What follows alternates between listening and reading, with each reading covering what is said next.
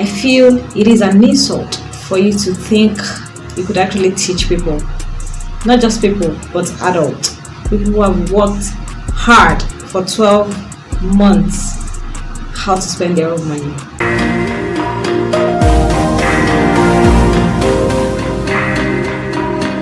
Hello guys, and welcome to my YouTube channel. My name is Funke. I'm so much excited to know that you've decided to join me today. You saw the title and you felt it is a title that catches your fancy or that interests you, and you want to watch what I have to say about the topic for today. Okay, so this particular video has been trending. I'm here right now to come watch the video fully for the first time. I've just been seeing clips and all that. I've not really sat down to listen to what he has to say, but I know it is controversial, and I've decided to come watch right here on my channel with you people. So I'm going to be playing it on my screen there, and I'm going to be, responding to everything. But what's his name? I apologize for I didn't even take my time to know his name before coming on here. But then we all know that he is Pastor Adeboye'S son. That's the lead pastor of Redeemed Christian Church of God. His son made a statement, made a video on the 1st of January, and the video trended, and I'm here to watch with you guys and respond to the video. So I'm going to be playing it right there. Lego. So I have to quickly do this video so I won't waste your time or waste mine, and loading can be 1 minute or less. Also, I like the fact that he said he doesn't want to waste our time. Okay, so, and I feel that if you want to do something, if you want to say something controversial, you should be able to want to invest more time to talking about whatever it is you want to talk about. So the fact that he even said that he doesn't want to waste our time, I decided to throw a controversial topic as a leader that we want to listen to. I said we don't want to waste time. Look at this. Okay, but anyway, he has not started what he has to say, so let's continue. First fruit increase, first fruit sacrifice, two different things. Okay, it's very simple.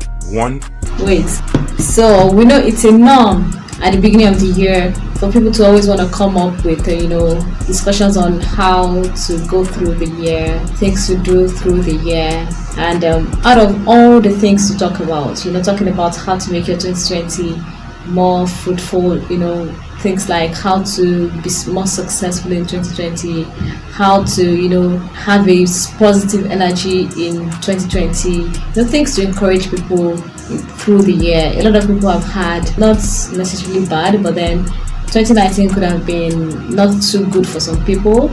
Even those who had a very great year in 2019, it is very necessary for them to want to expect more and a better year in 2020. So we always see things like 2020 is my year of this, my year of that, even though most of them are cliche. We always see encouragement words on the first coming into 2020, and then on the 1st of January and all that, any new year, people always want to hear encouragement. And as a pastor, or he's a pastor, so enough of calling him the son of a pastor, he's a pastor of a reputable church, and you feel the best way to start the year for people, the best thing, the best talk, or should I say pep talk or encouragement? It's not even an encouragement. The best pep talk you could give people on the 1st of January of a new year is how they should spend their money. One is giving the increase that you get as an offering.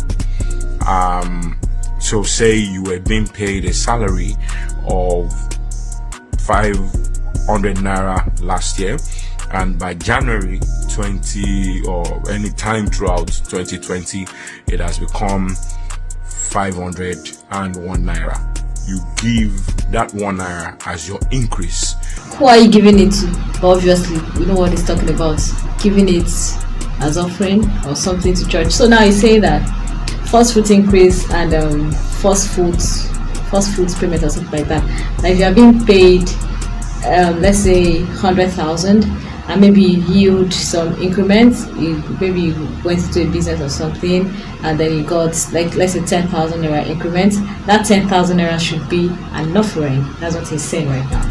You would tithe your regular 500 as it is, 10%, which will be 50 naira. So from that 100,000 naira, you remove your 10%, which is 10,000 naira, and that is your tithe. the extra 10,000 that you made is your offering. But the one you would just give it as an increase. That is the first fruit increase. Bam. The first fruit sacrifice, like Abraham did by putting Isaac up, is Pull up. The first fruit sacrifice that Abraham did in putting Isaac up. Okay, the story of Abraham and Isaac. You should know the story if you are, a Bible scholar, or at least if you've somehow deviated from how your parents brought you up. You should go to Sunday school, Bible school back then when you were young. So the story is God told Abraham to go sacrifice his first son, and that is Isaac, and when he got to where he was going to do the sacrifice, God told him to, stop, to not sacrifice his son, and he provided a lamb instead, and told Abraham to sacrifice the lamb in place of Isaac. That was an order from God. That was an injunction from God. God told Abraham to do that. Let's assume that we now even want to walk in the step of Abraham, as Father Abraham, and all that, and you want to be like Abraham. God told Abraham not to sacrifice his son and applauded his obedience, and then gave a lamb instead. That is to say, even what you think is your best to give to God is not the best. Only God himself could give it all. There's no way we could give it all. Only God himself could give it all. That's why he gave his son Jesus Christ, to let us know that I have it all and I can give it all for your sake. God told Abraham not to sacrifice his son again. If Leke Adeboye is now relating this first fruit thing to Abraham and Isaac, God gave a replacement. That means there should be a replacement. God is a God of order. There should be a replacement too. Okay. So you might choose to give your whole January sacrifice, or your whole January income, the whole thing. If it's a salary, by the way, because this is in different levels depending on your relationship with God, depending on your understanding and your depth that you have with God. After using Abraham and Isaac as an example, can I say that you might choose? Abraham didn't might choose. He had no choice because he had to be obedient to God. Now I feel you're contradicting yourself, sir. After saying that your first fruit sacrifice, give it. Now you're saying you might choose. Wait on her. Or whatever agreement you have with God. This is personal. Super personal. You don't even have to give anything.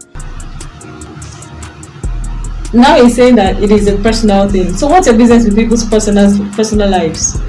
They're saying, okay, you might choose, or you don't even have to give anything. So what is your business with them? What exactly is now the point of this video?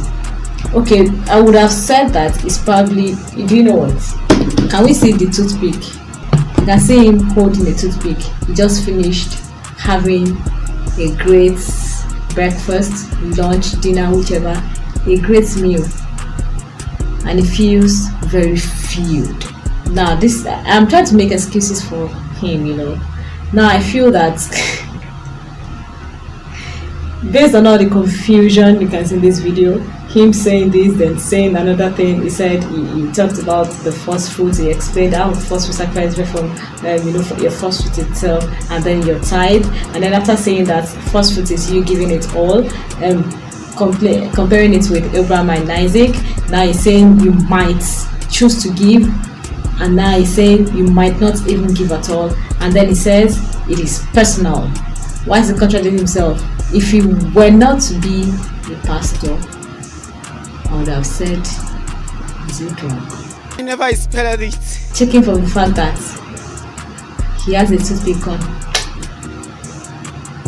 he might be very filled and intoxicated by what he has.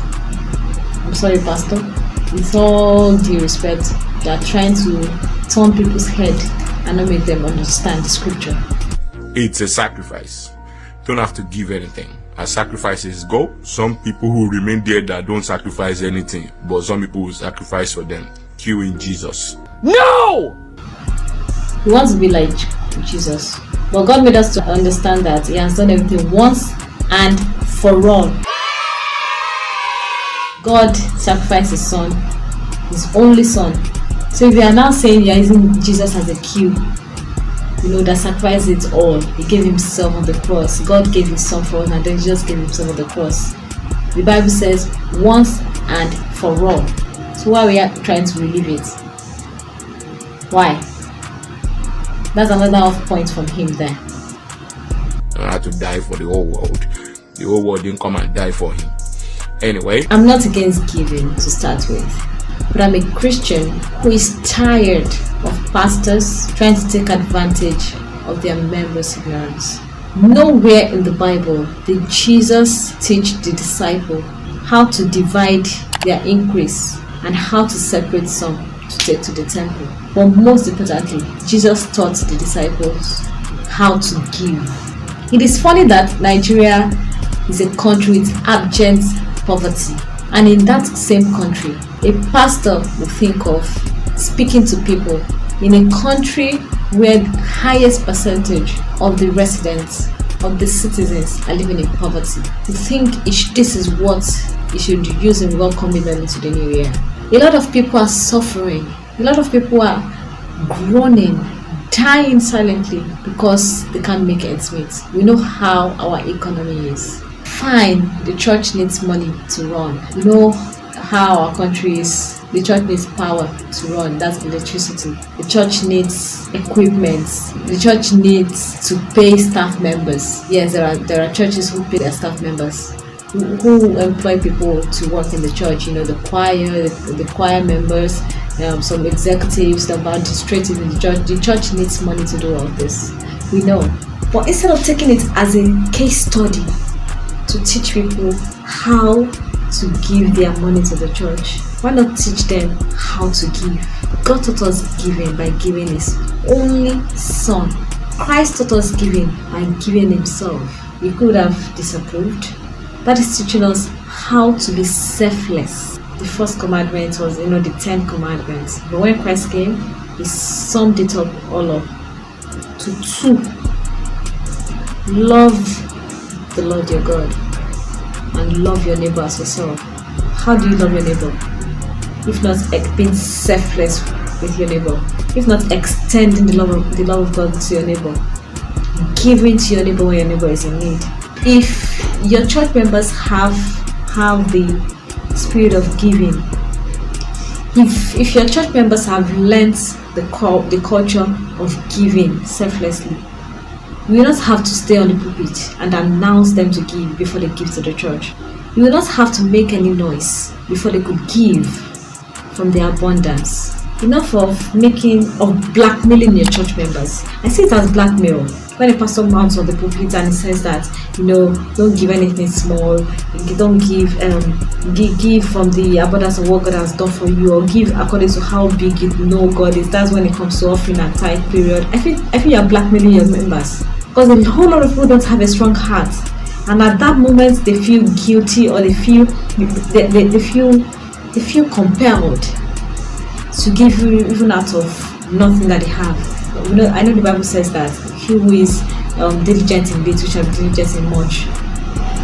He who is faithful in little shall be faithful in much. Yes, but then that is not by blackmailing them.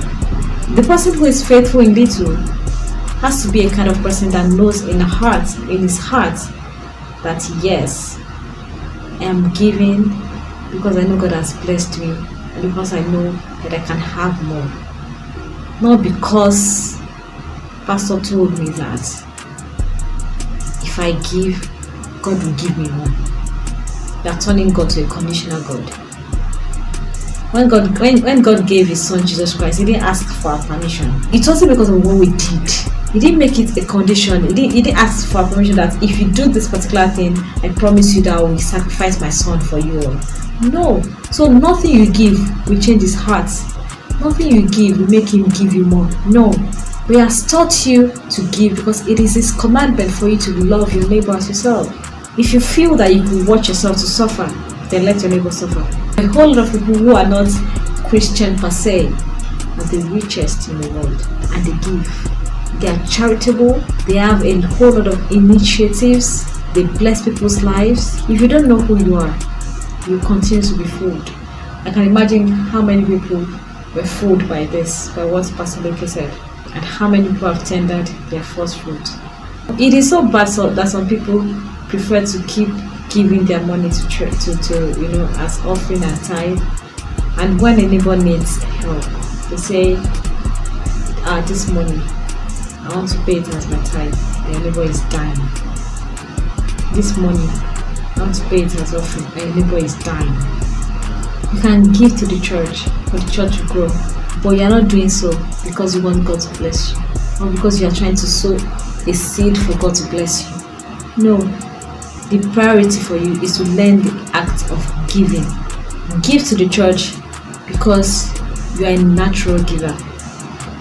But does it make sense if the only giving you know how to do is just when you give to the church? I'm sorry if this was too serious. Oh wow. Thank you so much for watching today, guys. Please do not forget to subscribe. Give this video a thumbs up if you liked it. You can share if you feel it's shareable. Thank you so much, guys. 2020, I plan to be intentional about making up on my channel before recording. Thank you, guys. I'll see you next time in my next video, of course. Bye.